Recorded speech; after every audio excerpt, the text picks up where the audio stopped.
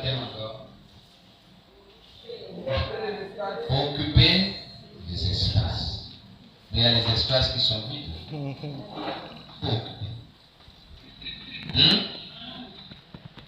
j'espère que vous avez déjà prêché tout le thème. Occuper les espaces. Tu peux nous lire le texte de base?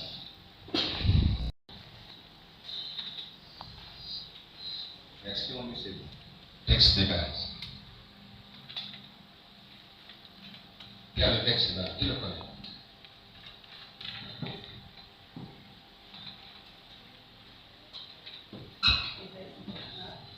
Isaïe 54, le verset du verset 1er au verset 3.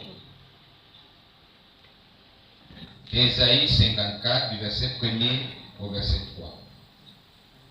Faites lecture, s'il vous plaît. Je lis la parole de Dieu dans Isaïe 54, du premier verset au verset 3. Réjouis-toi, stérile, toi qui n'enfantes plus. Fais éclater ton allégresse et ta joie. Toi qui n'as plus de douleur, car les fils de la délaissée seront plus nombreux que les fils de celle qui est mariée, dit l'Éternel. Élargis l'espace de ta tente, comme déploie les couvertures de la demeure. Ne retiens pas, allonge tes cordages et affermis tes pieds. Quand tu te répandras à droite et à gauche, ta postérité envahira des nations et peuplera des villes désertes. Amen. Amen. On va les prendre ça doucement pendant qu'on y est. On y va. Réjouis-toi. Réjouis-toi. Stérile. Stérile. Toi qui n'enfantes plus. Toi qui n'enfantes plus. Fais éclater ton allégresse. Fais éclater ton allégresse. Et ta joie. Et ta joie. Toi qui n'as plus de douleur. Toi qui n'as plus de douleur. Car les fils de la délaissée. Car les fils de la délaissée seront plus nombreux que les fils de celle qui est mariée. Seront plus nombreux que les fils de celle qui est mariée. Dit l'Éternel. Dit l'Éternel. Élargis l'espace de ta tente. Élargis l'espace de ta tente. On déploie les couvertures. Comme déploie les couvertures de ta demeure. De ta demeure. Ne retiens pas. Ne retiens pas. Allonge tes cordages. Allonge tes cordages. Et affermis tes pieds. Et affermis tes pieds. Car tu te répandras à droite. Car tu te répandras à droite. Et à gauche. Et à gauche. Ta postérité. Ta postérité. Envahira des nations. Envahira les nations. Et peuplera des villes désertes. Et peuplera des villes désertes. Alléluia. Amen. On peut s'asseoir. Je voudrais reprendre cette lecture dans la version français courant.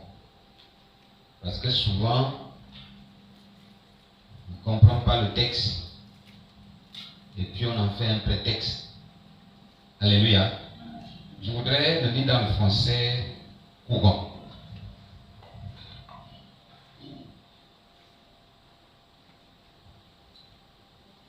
Isaïe 54, du verset 1er au verset 3. Jérusalem, toi qui n'avais plus d'enfants, pousse des cris de joie. Qu'est-ce que nous avons comme souci? C'est un souci. Jérusalem, toi qui n'avais plus d'enfants, pousse des cris de joie. Toi qui ne mettais plus de fils au monde, éclate en cris de joie et d'enthousiasme. Car le Seigneur te dit, toi, la femme abandonnée, tu as maintenant plus d'enfants qu'une femme aimée par son mari. Agrandis la tente où tu vis, tant d'étoiles supplémentaires. Ne regarde pas à la dépense. Allonge les cordes de ta tente, consolide les piquets. Car tu vas t'agrandir de tous côtés. Tes fils vont récupérer les territoires voisins. Tes villes désertes vont être repeuplées. Alléluia. Amen. Je crois que là, c'est beaucoup plus clair. N'est-ce pas? Amen. tes villes désertes seront repeuplées. Qu'est-ce qu'il nous dit ici? Il dit, agrandis la tente où tu vis. Agrandis la tente où tu vis. Et il ajoute, tant d'étoiles supplémentaires, ne regarde pas à la dépense. Allonge les cordes de ta tente, consolide les piquets. Car tu vas t'agrandir de tous côtés. Bien aimé, ce soir, le thème, c'est occuper les espaces. Alléluia. Amen.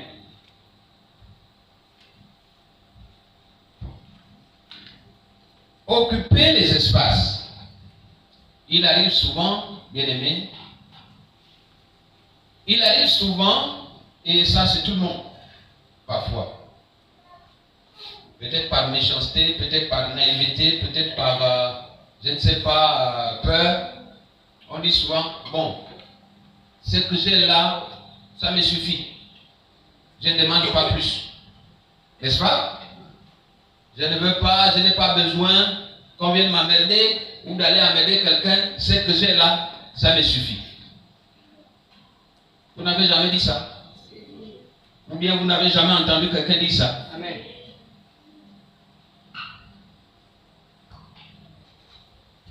Le peu que j'ai me suffit.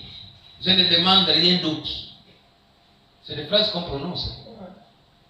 Mais frères et sœurs, cette fausse modestie-là, que tu mets là, tu veux montrer aux gens que tu es modeste. Ce n'est pas ce que Dieu te demande. Dieu te demande d'agrandir ce que tu as. Dieu te demande d'occuper autre chose, d'autres espaces, d'autres territoires. Et Dieu a même dit, attention, les enfants de la femme délaissée, de la femme négligée, de la femme qui n'est pas aimée, seront plus tard plus nombreux que les enfants de la femme qui est aimée. Alléluia. Pour maintenir cette parenthèse, je voudrais me rappeler de l'histoire de Jacob. Jacob arrive chez son oncle Laban. Et il tombe amoureux de Rachel. C'est la femme qu'il est. C'est Rachel. Suivez-moi bien. Jacob va aimer de tout son cœur. On va même aller peut-être plus loin. De toute son âme, de toute sa pensée. Il va aimer Rachel.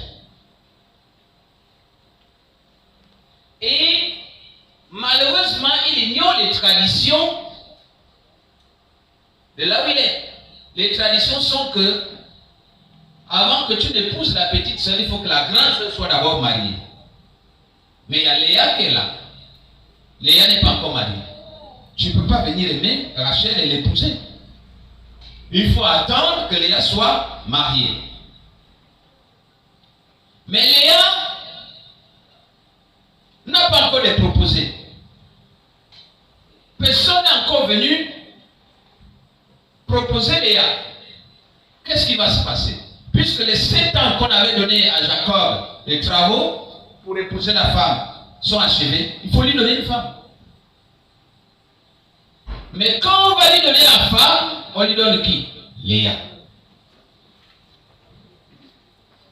Léa n'est pas celle qui était aimée. Est-ce que quelqu'un m'écoute? Léa n'est pas celle qui était aimée. Léa, on peut dire, c'est la délaissée. C'est la négligée. Celle qui était aimée, c'est Rachel. Mais on va lui donner d'abord Léa. Ensuite, il va finir par épouser la femme aimée, Rachel. Et il a la femme, supplémentaire, Léa. Mais quand vous regardez les enfants, qui a plus d'enfants? Pour ceux qui lisent la Bible, qui a plus d'enfants? C'est Léa. C'est Léa qui a plus d'enfants. Donc, la femme négligée, la délaissée, celle qui n'est pas aimée, a eu plus d'enfants que la femme aimée. Je crois que c'est ce que le texte nous dit. Et nous avons des exemples dans la Bible. C'est Léa qui a eu plus d'enfants. On va compter Dan, on va compter Ruben, on va compter Siméon, Lévi et ainsi de suite. Et chez Rachel, nous comptons qui? Joseph, nous comptons qui? Benjamin, et puis les deux autres qu'elle a eu de sa servante, puisque c'est compté pour elle. Alléluia. Maintenant, sur les 12 fils de Jacob, nous savons que Léa en a plus. Alléluia. Léa en a plus. Dieu lui-même veut que tu élargisses ta tente. Dieu lui-même veut que tu agrandisses et que tu rallonges l'espace. Dieu ne veut pas la phrase « Non, ça va, le peu que j'ai, ça suffit. » Non, non, non. Ça, c'est pour les échoués. Ça, c'est pour les maudits. Quand on est maudit, bon, vous savez, moi, ça va. Ça, non. Un enfant de Dieu, un fils de Dieu, veut toujours plus. Alléluia. Il veut toujours plus. Parce qu'il croit qu'avec son Dieu, rien ne peut l'arrêter. Il n'y a pas de limite avec Dieu. Alléluia. Avec Dieu, il n'y a pas de limite. Dieu n'est pas limité, alors ne le limitons pas. Dieu est infini. Dieu n'a pas de commencement, n'a pas de fin. Quand j'enseignais encore, j'étais encore dans les salles de classe, pour donner la différence entre un segment et une droite, je disais le segment, ça commence quelque part, ça s'arrête quelque part. La droite, on ne connaît pas là où elle commence, on ne connaît pas là où elle s'arrête. Ça, c'est la droite. La droite n'a pas de début, n'a pas de fin. Et c'est Dieu. Dieu n'a pas de début, n'a pas de fin. Alléluia. Amen. Tu dois consolider les piquets et poser des toiles supplémentaires. C'est-à-dire que ce que tu as là, tu dois renforcer. Maintenant, tu dois ajouter. Alléluia. Ce que tu as, tu dois d'abord renforcer, consolider. Consolider, ça dit renforcer. Ensuite, ajouter des toiles supplémentaires. Alléluia. Amen. Sois alors engagé à occuper les espaces. Alléluia. C'est le sous-thème de ce soir. Sois engagé à occuper les espaces. Sois engagé à occuper les espaces.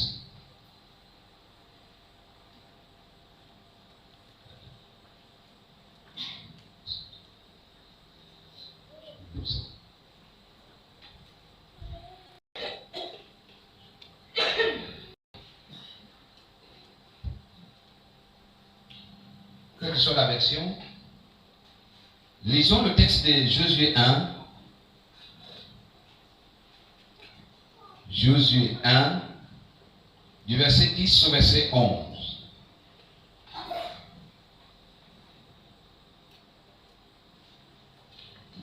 Josué chapitre 1er, du verset 10 au verset 11. J'ai dit la parole de Dieu. Dans Josué 1, verset 10 au verset 11. Josué donna cet ordre aux officiers du peuple. Parcourez le camp. Et voici ce que vous commanderez au peuple.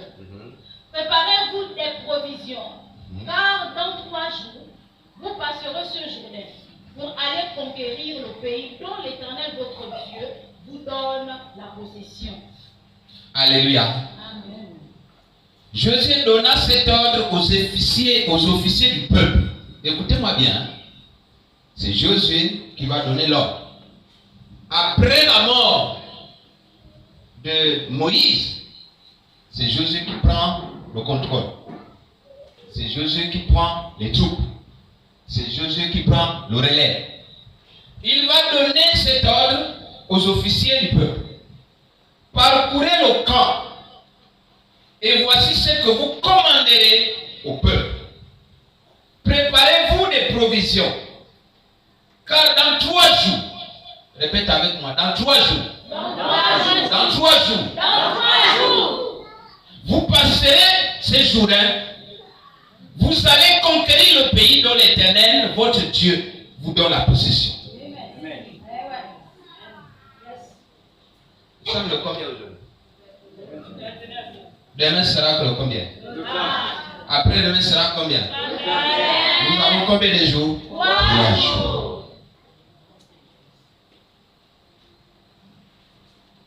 Quelqu'un a compris? Amen.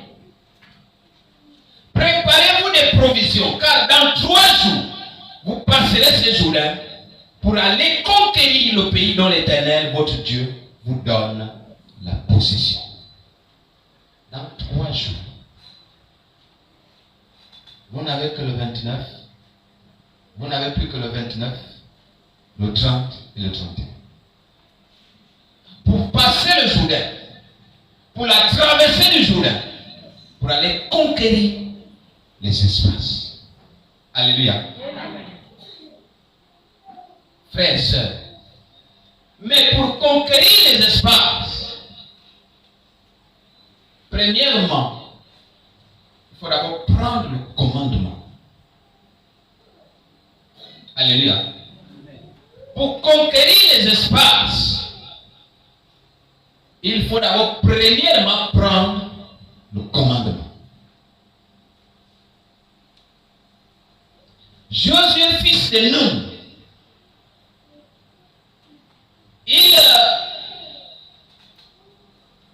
il va emmener le pays, il va amener Israël, il va amener le peuple vers la terre promise. Il leur dit, dans 3 jours, nous traversons le Jourdain pour aller conquérir les territoires qui nous ont été promis, pour aller conquérir le pays dont Moïse vous a parlé. Préparer les provisions. Mais qu'est-ce qu'il fait? Il prend le commandement. Il dit pas bon, on a dit que je vais conquérir et puis j'attends là pour conquérir. Il prend le commandement, c'est-à-dire il prend la direction des choses. Il prend la direction des événements. Il prend la décision de se lever et de marcher vers le but. Alléluia. Amen. On ne peut pas conquérir, on est assis. On ne peut pas conquérir, on dort. Encore que quand vous dormez, c'est comme si vous étiez en compétition avec les morts. Vous savez, vous pouvez être en compétition avec les morts. C'est-à-dire que tu as envie de dormir plus qu'un mort. Oui. Quand vous dormez, c'est comme si vous étiez en compétition avec les morts. C'est-à-dire qu'il faut qu'on sache que toi, tu dors plus qu'un mort. Mais un mort dort éternellement. Alléluia. Tu ne peux pas conquérir de nouveaux territoires. Tu ne peux pas conquérir des espaces en dormant. Il faut prendre le commandement. Alléluia. Amen. Josué, Dieu va lui dire, si vous lisez un peu, remontons un peu, je vous ai dit, on a lu quoi là? Josué, quel chose? Josué Quel verset qu'on a vu? 10 à 11. Mais si vous reculez légèrement, vous allez voir, à partir du premier verset, Dieu lui fait des reproches. Dieu fait des reproches à Jésus. Et dit toi aussi, il ne faut pas continuer à pleurer là, pleurer. Moïse, tu ne le verras plus. N'est-ce pas? Moïse est mort. C'est toi maintenant qui vas prendre le relais pour amener le peuple à Canaan. Bon, ne t'assois pas là pour t'apitoyer sur ton sort, pour pleurnicher. Non, non, non. Il faut que tu prennes maintenant tes engagements.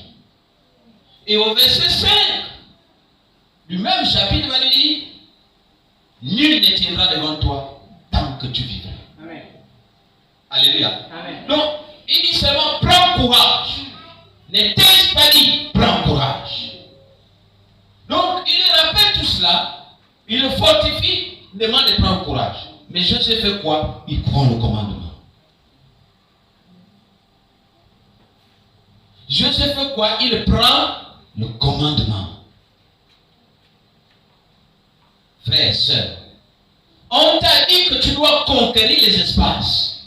On t'a dit que tu dois conquérir de nouveaux territoires. Mais si tu ne prends pas le commandement, tu n'auras rien. Comme disent les autres, aux arbres. Tu n'auras rien du tout. Parce que c'est le courage qu'il faut prendre. C'est la volonté qu'il faut avoir. C'est la capacité d'agissement qu'il faut avoir. Si tu ne l'as pas, tu n'as rien. Alléluia. Amen. De même que Josué, quelqu'un doit prendre le commandement pour conquérir les territoires. Prends le commandement de ta vie. Quelqu'un avait pris le commandement de sa vie. Bartimée.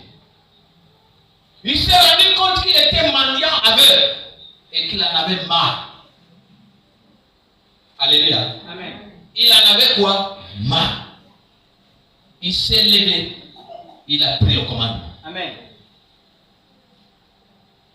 Il a dit, ça suffit comme ça. Rabouni, fils de David, aie pitié de moi. Et l'autre lui dit, que veux-tu que je fasse? Il dit non, moi simplement je vais recouvrer la vue. Je veux voir. Qu'est-ce que Bartimée ne voyait pas? Bartimée ne voyait pas les bienfaits de Dieu. Bartimée ne voyait pas les bénédictions de Dieu.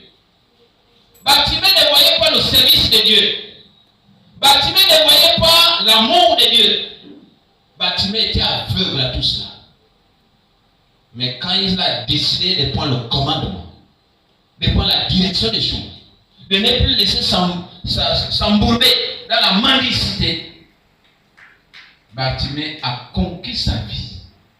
A conquéri. Amen. Parce qu'il y a les autres qui jouent avec ta vie. Il y a les autres qui occupent ta vie. J'aime ces chants. Personne n'est assis sur le trône de ma vie. Il n'y a aucun autre que toi. Alléluia. Amen. C'est-à-dire que quand tu confesses que personne n'est assis sur le trône de ma vie, en dehors de Jésus, ça veut dire que tu contrôles ta vie. Amen.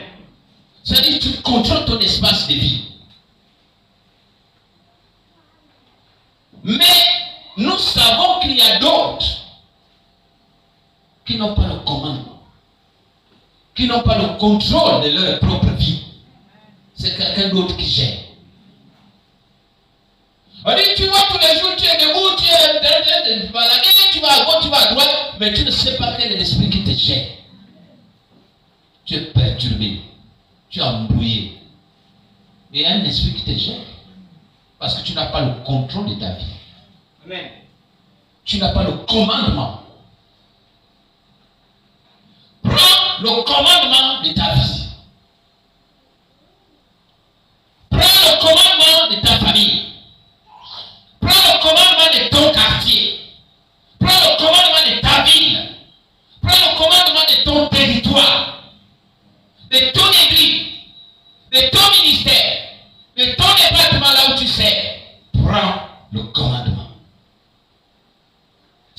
des espaces à occuper. Si tu laisses l'autre l'occuper, mais tu n'as plus rien. Amen. Tu n'auras que tes yeux pour pleurer. Alléluia. Amen. Josué a passé du temps à pleurer. Dieu lui a dit non, non, non, non, non, non, non. C'est toi qui, dans 3 jours, va faire passer le peuple d'Israël, va faire traverser le peuple d'Israël pour aller conquérir les territoires. Mais si tu ne te lèves pas, si tu vas te morfondre dans les pleurs, dans les regrets, mais tu vas regretter de façon éternelle. Alléluia. Tu vas regretter de façon éternelle. Lève-toi, prends ton courage. Il t'appelle. Lève-toi, prends courage, il t'appelle. Beaucoup en 2023 se sont moqués de toi. Beaucoup en 2023 ont dit, où est son Dieu? Mais ce soir, Dieu te dit, prépare tes provisions. Lève-toi. Parce qu'en 2024, il t'appelle. Amen. Il t'appelle. Je ne veux plus ça. Alléluia.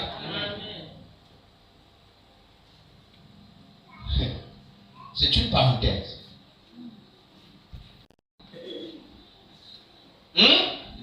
Alléluia. Amen.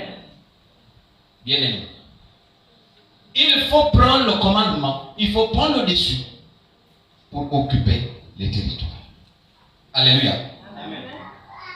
Prends le commandement pour occuper les espaces qui te sont réservés. Prends le commandement pour occuper les espaces qui te sont réservés. Lisons dans 1 Samuel 17. Lisons le verset 32. 1 Samuel 17, verset 32.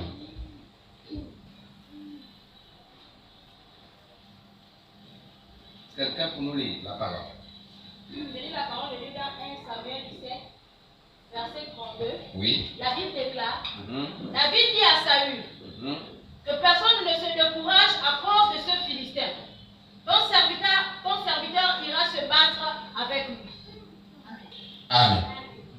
David dit, on reprend. David dit à Saül, que personne ne se décourage que personne ne se décourage à cause de ce Philistin. à cause de ce Philistin. Ton serviteur ira se battre avec lui. Ton serviteur ira se battre avec lui.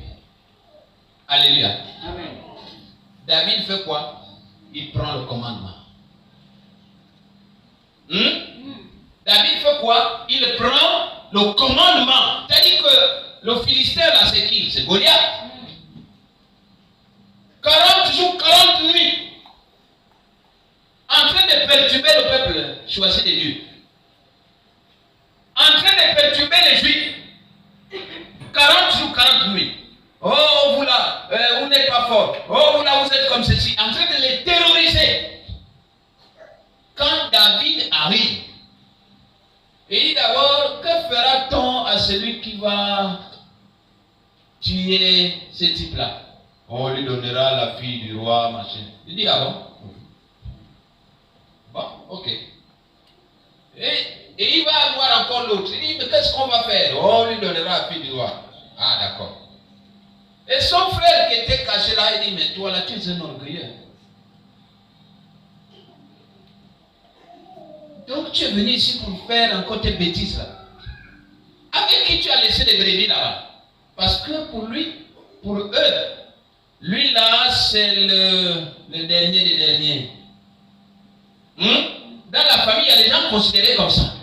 Jusqu'à ce que tu prennes le commandement pour qu'on sente que toi, tu n'es pas n'importe qui. Non, je crois que faut lire. Que vous comprenez bien. Pour que vous compreniez comment quelqu'un peut passer des derniers à leader. Je commence le même texte que nous avions tout à l'heure. Je commence au verset 26. David dit aux hommes qui se trouvaient près de lui, que fera-t-on à celui qui tuera ces Philistins et qui ôtera l'opprobre de dessus Israël? Qui est donc ces Philistins, cet incirconcis, pour insulter l'armée du Dieu vivant? Le peuple, répétant les mêmes choses, lui dit, c'est ainsi que l'on fera à celui qui le tuera. Eliab, son frère aîné. Eliab, c'est le frère de David, le grand frère de David. Eliab, son frère aîné, qui avait entendu parler à ses hommes, fut enflammé de colère contre David. Et il dit, pourquoi es-tu descendu? Et à qui as-tu laissé ces peu de brebis dans le désert? Parce que lui là, il doit s'occuper que des brebis. Pourquoi tu es venu? Et les peu de brebis que nous avons dans le désert là, avec qui tu as laissé? Toi, tu es fait pour les brebis. Tu es fait pour la forêt, pour la brousse. Toi, tu ferais seulement les pièges. Est-ce que quelqu'un a compris ça? En fait, tu as déjà un destin tracé. Tu fais les pièges, tu vas abattre les plantations, tu vas faire ceci, et toi, c'est là-bas. Tu viens faire quoi? Pourquoi es-tu descendu? Et à qui as-tu laissé ces peu de brebis dans le désert? Je connais ton orgueil et la malice de ton cœur. C'est pour voir la bataille que tu es descendu. David répondit, qu'ai-je donc fait? Ne puis-je pas parler ainsi? Et il se détourna de lui pour s'adresser à un autre. Regardez, il s'adresse à son grand frère. Qu'ai-je fait? Est-ce que je n'ai pas le droit de parler? Après, il le laisse, il le néglige. Il va parler à quelqu'un d'autre. Le petit, il n'a que 17 ans. Il n'a que 17 ans. Il se rend compte que ce que son grand frère dit, ce n'est que des sottises. C'est des choses de bébés. Il ne dit même pas des choses d'un enfant de 5 ans. Il dit non, je ne peux pas continuer à discuter avec lui. Il connaît comment moi je terrasse l'ours. Il connaît comment moi je terrasse le lion. Là-bas. Ah, lui là c'est un enfant. Il se tourne contre quelqu'un, vers quelqu'un d'autre. Il se détourna de lui pour s'adresser à un autre. Et fit les mêmes questions. Le peuple lui répondit comme la première fois. Lorsqu'on eut entendu les paroles prononcées par David, on les répéta devant Saül, qui le fit chercher. David dit à Saül, que personne ne se décourage à cause de ces Philistins. Ton serviteur ira se battre avec lui. Il prend le commandement. Il prend la direction des affaires. C'est-à-dire que dans ta famille, on a déjà tracé une ligne. On a déjà dit, toi c'est comme ça. Mais un jour, dis avec moi, un jour, le calendrier change. Un jour, la situation change. C'est-à-dire qu'ils ne savent plus. Mais lui, là qu'on croyait, on croyait. Mais on n'avait pas la vérité. La vérité était détenue par Dieu. On croyait, en fait, on nous affecte trop de fichiers. On nous affecte trop de cachets. On dit, lui là, c'est comme ça. Mais le jour où le calendrier change, il ne sait plus lire. Quel est le jour là? Amen. Quelle est la date? Amen. Et il dit, bon, ça peut être le 30. Non, hier c'était le 26, mais aujourd'hui, on ne sait plus. Parce que le calendrier a changé. Amen. Alléluia. Parce que toi, tu as maintenant le calendrier du ciel. Oui, oui. Le calendrier des hommes, ils peuvent le lire. Mais ils ne lisent pas le calendrier du ciel. Le calendrier du ciel est différent. Il n'y a que le ciel qui connaît que tel jour, à telle date, tu feras ceci, tu feras cela. Alléluia. Mais l'autre lui dit, mais attends. Eliab va lui dire, mais écoute, tu es un orgueilleux. Tu es venu là, c'est juste parce que tu aimes voir les combats. En fait, il avait envie de lui dire, je ne suis pas venu voir le combat, je suis venu combattre. Toi, tu seras spectateur. Tu vas m'encourager, tu vas m'admirer, mais moi, je vais combattre. Il prend le commandement. C'est ce qui nous manque. Tu es dans une situation difficile, embarrassante, tu ne prends jamais le courage. Tu ne prends jamais le commandement. Tu te lèves jamais pour dire non, la situation là, je ne la veux plus. Bon, moi c'est comme ça, mais peut-être Baoul Babassi. Ils n'ont pas laissé comme ça. Ils n'ont pas laissé comme ça. Amen. Qui a laissé comme ça? Oh non, tu savais, mon père il était ce qu'il était. Toi, tu n'es pas. Isaïe n'a jamais fait de combat. Et pourtant, David est devenu grand héros. Qui a laissé? Qui a laissé? Personne n'a laissé. C'est-à-dire qu'à un moment donné, on prend le commandement. À un moment donné, on prend la direction des événements. Et on change la température. Quand Dieu descend, l'atmosphère change. Parce que quand Dieu descend dans ta vie, l'atmosphère doit changer. Mais si tu vis de la même façon, ça là, le diable il est toujours te caresser. Oh, fille, sœur un diable. Mais sœur un diable, oui, tu es avec lui. Mais le jour il reconnaît que ce n'est plus une sœur en diable. Celle-là, c'est la sœur en Christ. Mon ami, la température change. Et le monde ne pourra plus jamais te contenir. Amen. Le monde ne pourra plus jamais te gérer. Amen. Parce qu'ils vont se dire, non. Ce n'est plus le même. Il s'appelle comment? Oh, c'était. Mais ce n'est pas le fils du charpentier. Mon ami, tu t'es trompé. Le fils du charpentier a changé. Et à 12 ans, il s'assoit avec les docteurs. Yes. À 12 ans, c'est lui qui enseigne les docteurs. Toi, tu es encore loin là. Ça, c'est la vieille histoire, fils du charpentier. Lui, il s'assoit avec les docteurs. Ce n'est plus le fils du charpentier, mon frère. Ce n'est plus le fils du charpentier, ma soeur. Parce que là, le calendrier a changé. La première chose que tu as fait pour être engagé à occuper les espaces, c'est prendre le commandement. Alléluia. Amen. Prendre le commandement.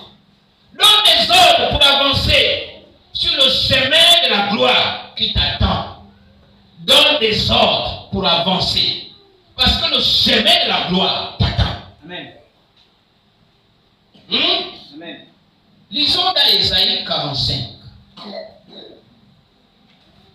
Ésaïe 45, du verset 1er au verset 3. Allons-y, rapidement.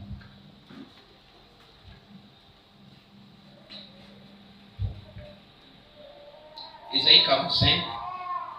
Si quelqu'un y est. La parole de Dieu. Dans Ésaïe 45. Du premier verset au verset 3. La Bible déclare. Ainsi parle à son peuple Assyrus. Ainsi parle l'Éternel à son oint, Assyrus. Qu'il tient par la main. Qu'il tient par la main. Pour terrasser les nations devant lui. Pour terrasser les nations devant lui. Et pour relâcher la ceinture des rois. Et pour relâcher la ceinture des rois. Pour lui ouvrir les portes afin qu'elles ne soient plus fermées. Pour lui ouvrir les portes afin qu'elles ne soient plus fermées. Je marcherai devant toi. Je marcherai devant toi. J'aplanirai les chemins montueux. J'aplanirai les chemins montueux. Je romprai les portes des reins. Je romprai les portes des reins. Je briserai les verrous de fer. Je briserai les verrous de fer. Je te donnerai les trésors cachés. Je te donnerai des trésors cachés. Des richesses enfouies. Des richesses enfouies. Afin que tu saches. Afin que tu saches. Que je suis l'Éternel qui t'appelle par ton nom. Que je suis l'Éternel qui t'appelle par ton nom. Le Dieu d'Israël. Le Dieu d'Israël. Alléluia. Je te donnerai des trésors cachés, des richesses enfouies, afin que tu saches que je suis l'Éternel qui t'appelle par ton nom, le Dieu d'Israël. Alléluia. Amen. Ici, bien-aimé, il faut donner des ordres. Quand la situation ne va plus, donne des ordres. Même aux méchants, il faut lui donner des ordres. Amen. Même au diable, il faut lui donner des ordres. Amen. La Bible dit, as-tu commandé à l'aurore? As-tu commandé au matin? Est-ce que tu as donné des ordres au matin? Est-ce que tu as donné les ordres au soleil? Est-ce que tu as donné les ordres à la lune? Est-ce que tu as donné les ordres aux étoiles? Il faut donner des ordres. Parce que sur le chemin de la conquête des territoires, des richesses t'attendent. Mais attention, il faut donner des ordres.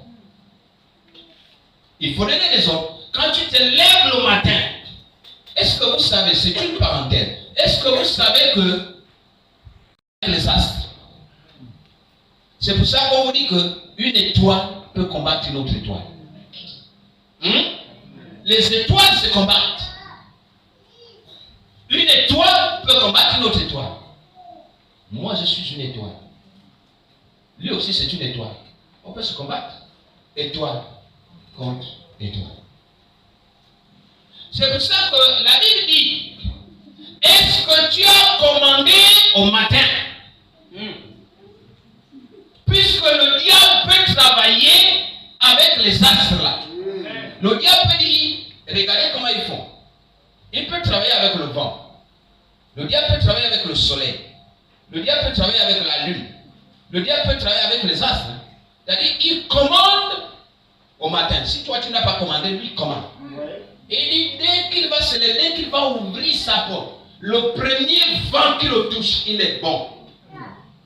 Il prépare son coup déjà. Quand tu ouvres la porte là, le petit vent qui vient te toucher là, ça vient te baisser, tu es content.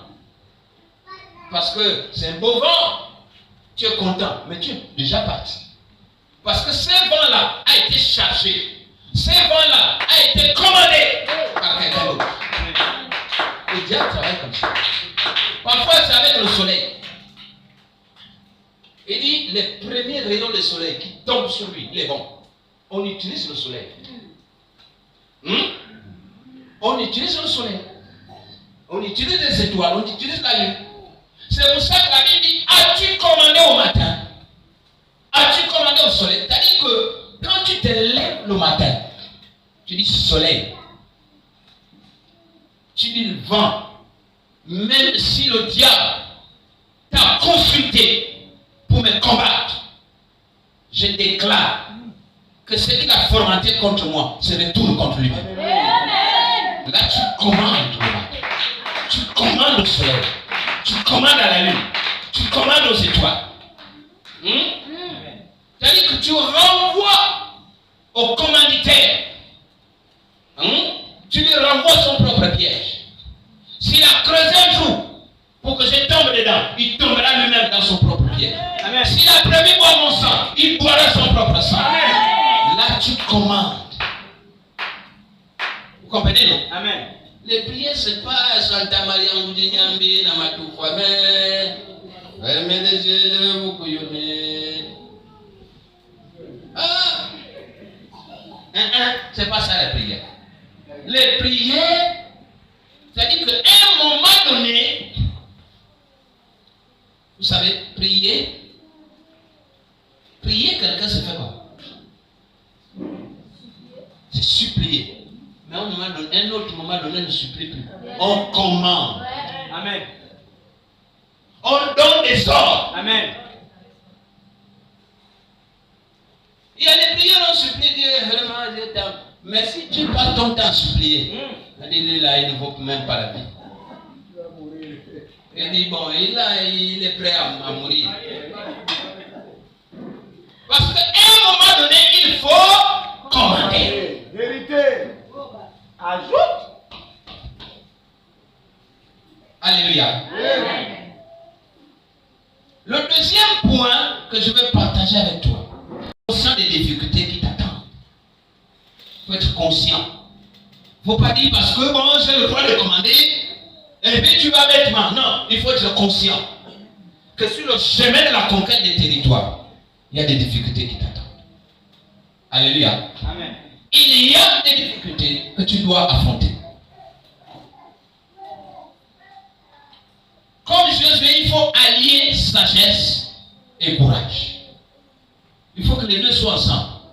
Sagesse, courage. Sagesse. Le courage de prendre le commandement, mais la sagesse d'éviter les pièges.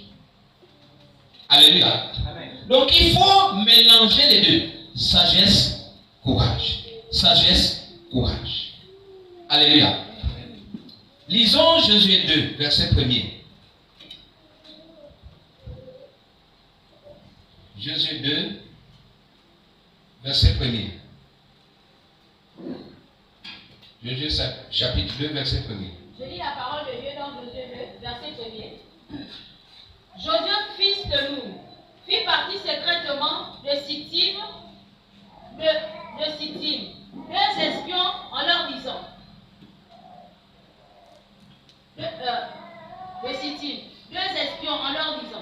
allez examiner le pays, et en particulier Jéricho. Ils partirent, et ils arrivèrent dans la maison d'une prostituée, qui se nommait Rahab, et ils s'y couchèrent. Amen. Amen. Alléluia. Josué, fils de Nun, fit partie secrètement des Sittim, deux espions, en leur disant, allez examiner le pays en particulier Jéricho. Ils partirent et ils arrivèrent dans la maison d'une prostituée qui se nommait Rahab et y couchèrent. En parenthèse, malgré tes manquements, mais lorsque on sait revenir vers Dieu, parce qu'elle a compris que c'était le peuple de Dieu, il ne fallait pas priver le peuple de Dieu de la victoire. Il ne fallait pas faire tuer les envoyés de Dieu. Comme il les a protégés, Dieu aussi, non seulement lui a épargné la vie à ses parents, mais l'a mis dans la lignée du roi. Alléluia. Ce n'est qu'une parenthèse. Josué a le courage. Dieu lui a dit, prends courage.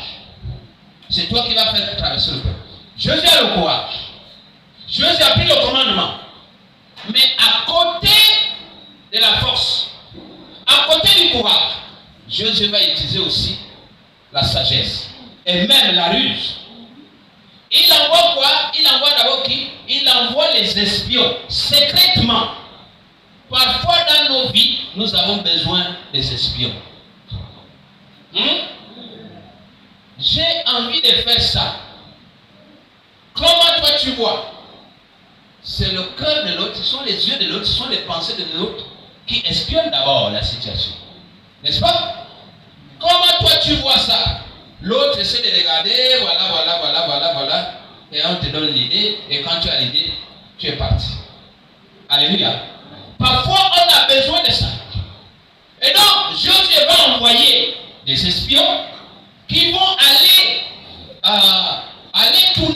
voir Jéricho. Il a dit, allez-y voir le pays qu'on nous donne. Mais en particulier, la première ville qu'on va traverser, c'est-à-dire Jéricho. Parce que, sachez que la Bible dit, Jéricho était une ville dans Josué 6. Josué 6, le verset 1er. Jéricho était une ville fermée, barricadée. Personne n'entrait, personne ne sortait. Donc, c'était la porte d'entrée dans Canaan, la première ville. C'est Jéricho. Et quand on a vu que c'était barricadé, fermé, Josué, pour aller conquérir Canaan, il faut passer par Jéricho. Que fait? Il envoie d'abord les espions. Ils ont espionné, ils ont dit la ville est comme ça. On peut rentrer comme ça, on peut faire comme ça, on peut faire comme ça. Alléluia. Et comme Josué avait déjà le plan de la ville, et comme Josué avait déjà la vision, Josué a simplement dit, on rentre, on va faire le plan. Qu'est-ce qu'il a dit? Dieu lui a donné l'idée. Faites tourner 7 fois le peuple autour de la ville. Vous tournez 7 fois. Une fois, 2 fois, 3 fois, 7 fois. À la fin de la 7e fois, qu'est-ce que vous faites? Vous criez. Et quand le peuple d'Israël a crié, la Bible dit, les murs de Jéricho sont tombés. Les murs de Jéricho sont tombés. Pourquoi? Parce que c'était la stratégie qu'il fallait adopter. Alléluia. Amen. Il faut utiliser parfois donc la sagesse.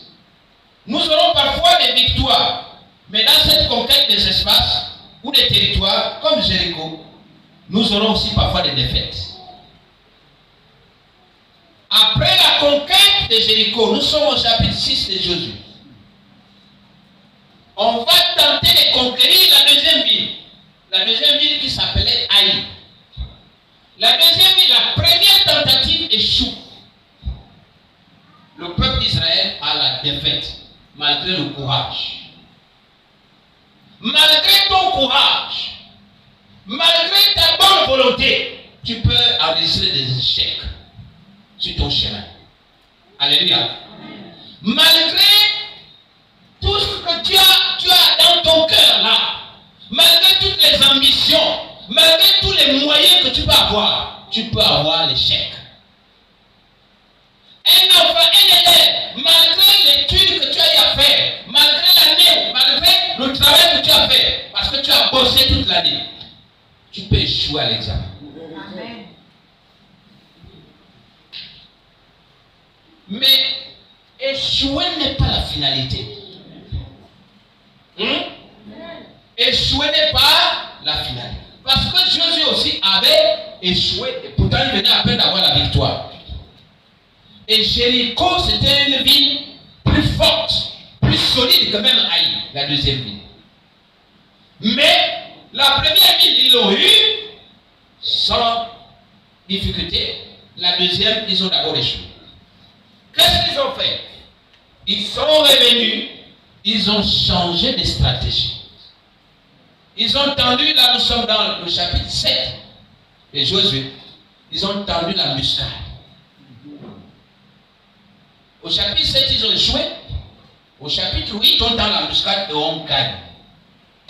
Ils ont tendu la muscade, ils ont gagné le combat, ils ont pris la deuxième ville. Et quand ils ont pris la deuxième ville, ils ont dit, bon, ok, Canaan commence à être conquis, on va continuer le combat. Alléluia. Dans ta vie, il te faut des petites victoires, mais il te faut de la sagesse. Dans ta vie, tu vas commencer à conquérir la première ville. Quand tu as conquis, tu t'assois, tu dis là c'est terminé. Je sais que là ça va. Plus rien ne peut me résister. Plus rien ne peut s'opposer à moi. Mais tu mens. Tu te trompes. Parce que sur le chemin du salut, sur le chemin de l'élévation, sur le chemin de la prospérité, il y a des Goliaths. Il y a des obstacles. Mais à toi de comprendre que lorsque tu trouves des briques qui sont posées devant toi, tu n'as que deux choses à faire. Ou bien tu prends tes briques là, tu ajoutes le ciment, tu montes des murs, tu te bloques là, tu traverses. Ou bien tu prends tes briques là avec le ciment, tu fais un pont et tu traverses. C'est toi qui décides. Alléluia. C'est toi qui décides. Les briques sont là, on ne t'a rien demandé. Mais à toi de choisir que faire avec les briques qui sont là. Si je fais un mur, c'est terminé. Je ne vois plus l'autre côté. Mais si je fais un pont, je traverse et je verrai l'autre côté. Si tu te fais un mur, bien aimé, dans 3 jours, tu ne traverseras jamais 2023. Vérité. Amen. Oh, tu as besoin de voir 2024. Construis-toi un pont et traverse. Hein? Construis-toi un pont et... Alléluia. Construis-toi un pont et traverse. Les obstacles sont là pour simplement peut-être te faire réfléchir. Vous connaissez l'histoire de la souris. La souris arrive devant un obstacle. La souris ne peut pas traverser un pont. La souris est bloquée. Elle ne peut pas traverser le pont.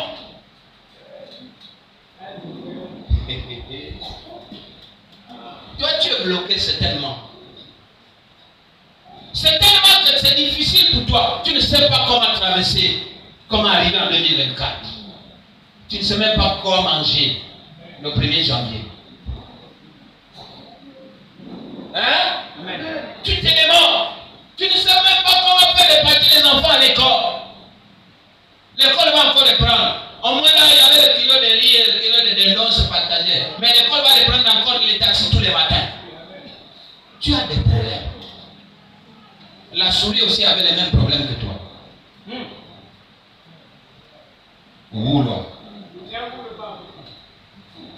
La souris avait les mêmes problèmes que toi.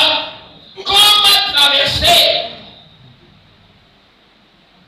La souris a dit, il y a un éléphant, oui. Je monte sur ton oreille.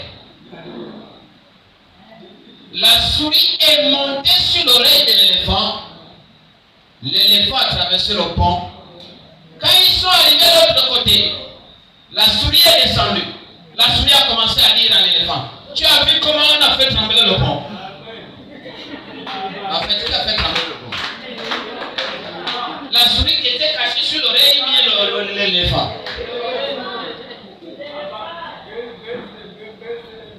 C'est la souris qui était cachée là, qui a dit, mais tu as vu comment on a fait trembler le pont? Mon ami, cet éléphant-là, tes problèmes que tu as, tu n'arrives pas à traverser, tu as des difficultés. L'éléphant que j'ai dedans, c'est Jésus-Christ de Nazareth. Monte sur ton oreille, et vous allez traverser le pont. Avec Jésus-Christ, il n'y a pas un seul pont qui peut te bloquer. Il n'y a pas un seul pont qui peut te bloquer si tu es sur l'oreille de Jésus. Tu as vu comment on a fait traverser le pont? On a fait trembler le pont. Toi, tu as fait trembler le pont. Toi, tu as fait trembler le pont, toi, qui tremblait comme une mouche. Mais c'est toi qui seras le premier. Tu as vu comment on a gagné? Tu as vu comment on est arrivé en 2024? Mais tu as oublié que c'est Jésus qui t'a fait traverser.